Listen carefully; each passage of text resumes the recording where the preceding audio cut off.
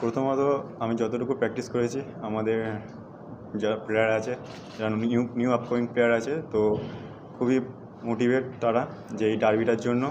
তারা এই ডার্বিটার গুরুত্বটা বুঝতে পারবে এবারে, তো তাদেরকে আমরা বোঝানোর চেষ্টা করছি যে ডার্বিটা কতটা ভাইটাল। তো এটা আমাদের কাছে খুবই গুরুত্বপূর্ণ একটা ম্যাচ। আশা করি ম্যাচটা আমরা জিতে 3 পয়েন্ট।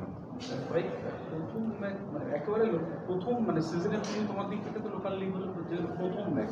এর আগে একটা দুটো ম্যাচ খেলা থাকলে বেটার হতো নাকি সরাসরি ডার্বি তাতে কোনো ব্যাপার?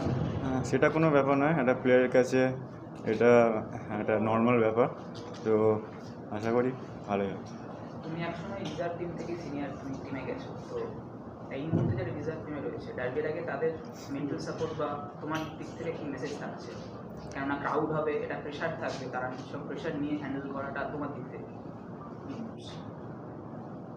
দেখো, সব প্লেয়ারই খেলা প্লেয়ার আমাদের, বাট কিছু কিছু জুনিয়র প্লেয়ার আছে, তাদেরকে আমরা মোটিভেট করছি, বোঝাচ্ছি যে এটা কতটা ভাইটাল ম্যাচ। তো তারাও বুঝবে যখন ম্যাচটা স্টার্ট হবে বা যখন ক্রাউডের ফ্যান্সদের এগুলো বুঝবে।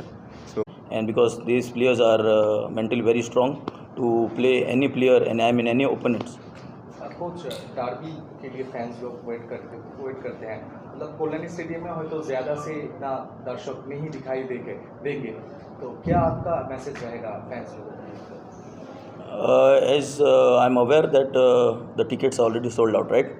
And I feel there will be many people coming to watch the game and support these young players.